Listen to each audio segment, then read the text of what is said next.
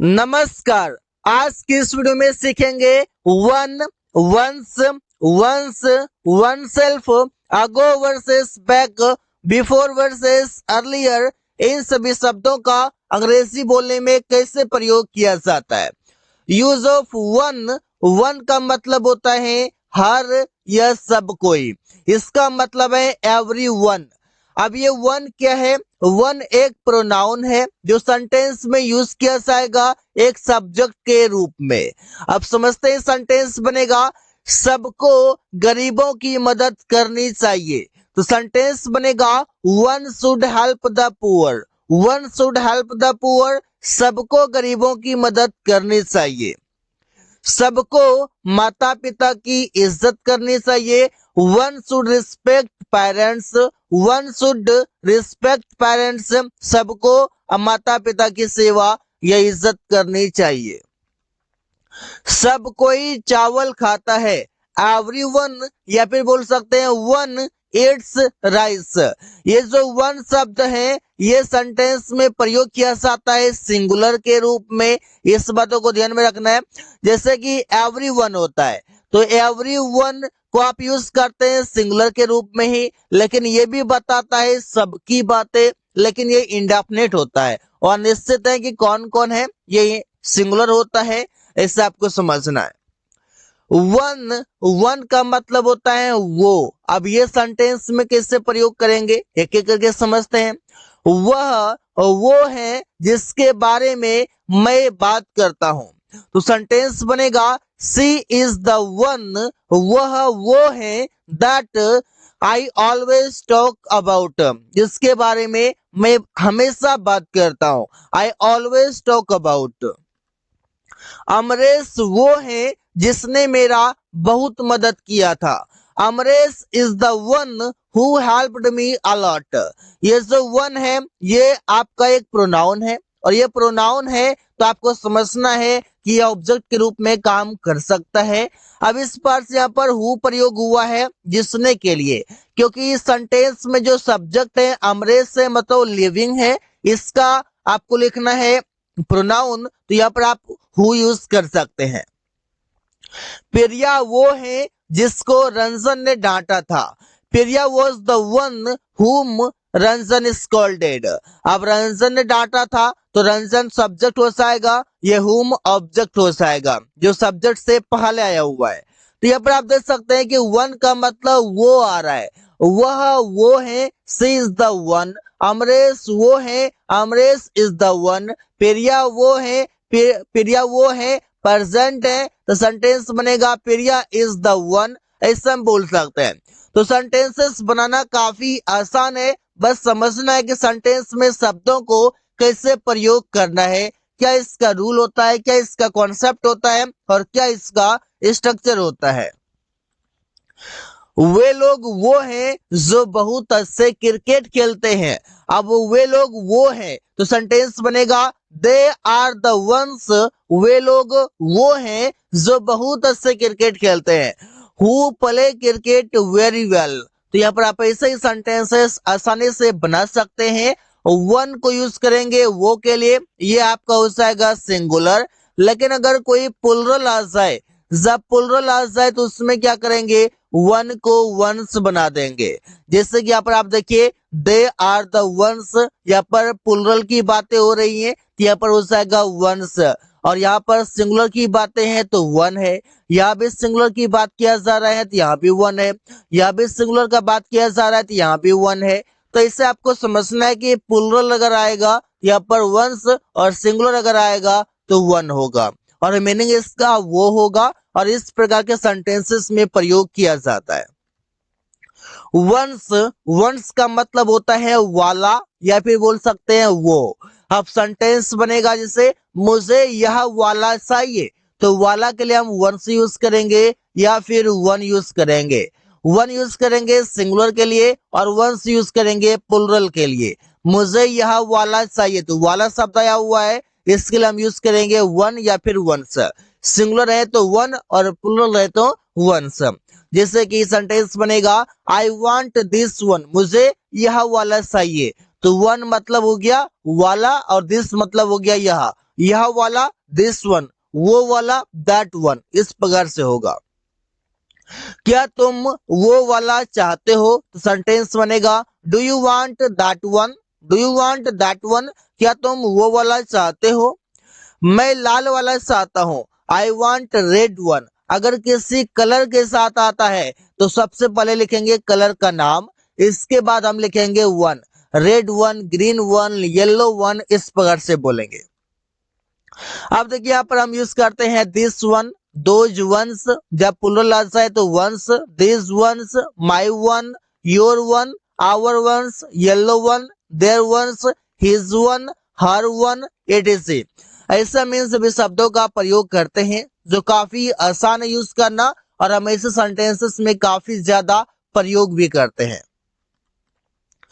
अब है वंस, जिसमें एपोस्ट्रोफी एस भी है और इसका मतलब होता है अपना। कैसे होता है, जैसे कि वंस जो है ये पैसिव एडजेक्टिव है। अब ये पैसिव नहीं बल्कि ये पॉजेसिव एडजेक्टिव है, तो सेंटेंसेस कैसे बनेगा अब एग्जांपल में समझेंगे। सभी को अपना काम करना चाहिए। अब यहाँ पर देखिएगा, जैसे कि अगर आई सब्जेक्ट रहता है, इसका पॉजेसिव एडजेक्टिव हो जाता है माई। अगर वी सब्जेक्ट होता है तो पॉजेसिव एडजेक्टिव हो जाता है आवर। अगर यू सब्जेक्ट रहता है तो पॉजेसिव एडजेक्टिव हो जाता है योर। इसी प्रकार से अगर सब्जेक्ट वन है, इसका पॉजेसिव एडजेक्टिव वंस हो जाएगा। इस बातों को ध्यान में रखना है।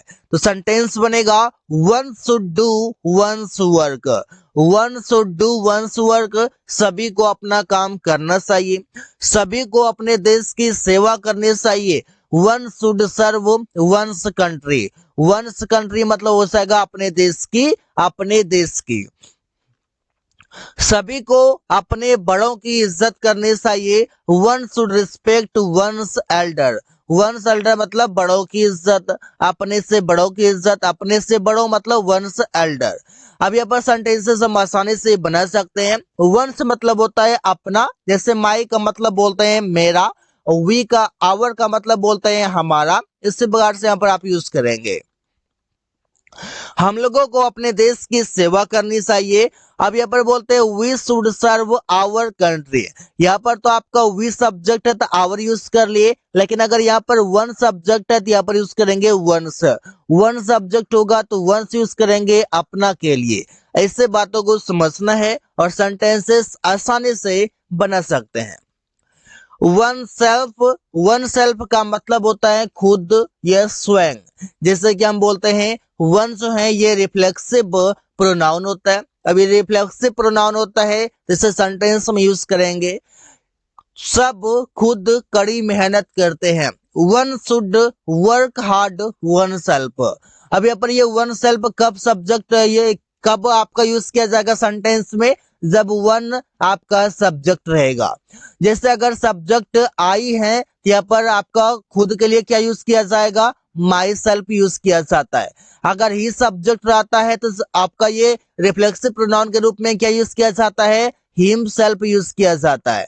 तो ऐसे आपको शब्दों को समझना है कि आखिर वन है इसलिए वन सेल्फ आया हुआ है। अगर यहाँ पर वी रहेगा, यहाँ पर आवर सेल्फ का यूज किया जाता है। तो ऐसे इन सभी शब्दों को आपको ध्यान में रखना है, तब यूज करना है, तो उसके बाद क्या होगा, आप मिस्टेक नहीं करेंगे। सब कोई अपना काम स्वयं करता है। One's, one does one's work oneself. सब कोई खुद यह काम कर सकता है। One can do this work one self.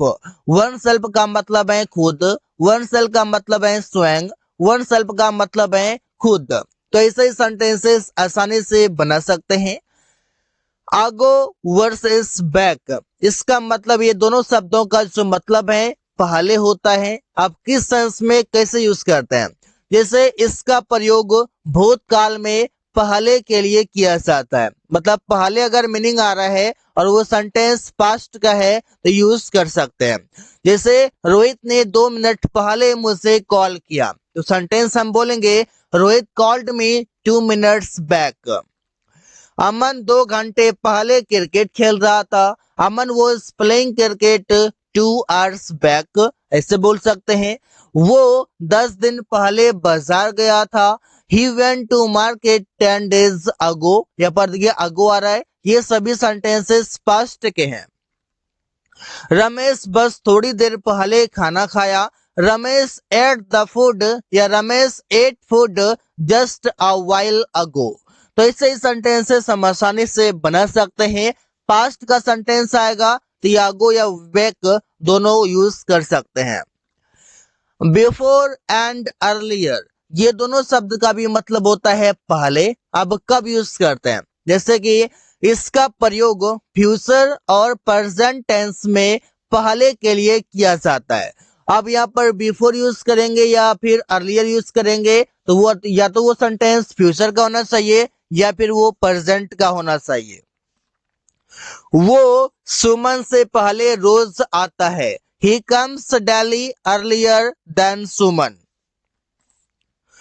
मैं यहाँ रोज 15 मिनट पहले आता हूँ। I come here before 15 minutes daily। Before 15 minutes मतलब 15 मिनट पहले। अब यहाँ पर जो है देन शब्द जो लिखा हुआ इस देन को हम नहीं भी लिखते हैं फिर भी ठीक है। He comes daily अर्लियर सुमन, लेकिन यहाँ पर हम समझते हैं कि कंपेयर कर लें इससे का मतलब देन को यूज कर लेते हैं। तो यहाँ पर आप देन को नहीं भी यूज करेंगे फिर भी वही मीनिंग है, यूज करेंगे फिर भी वही मीनिंग है। मैं तुमसे पहले यह काम पूरा करूंगा। I will finish this work earlier than yours. Yours का मतलब हो जाएगा तुम्हारा या तुमसे। यहाँ पर देन यू भी कर सकते हैं, यू भी कर सकते हैं, कोई दिक्कत नहीं है, योर्स भी ठीक है। तो यहाँ पर यू अधिक यूज किया जाता है। तुम 6 बजे के पहले रोज नहाते हो। You take a bath daily before 6 AM। तो ऐसे सेंटेंसेस आसानी से बना सकते हैं। So guys, thanks for watching, that's all for today.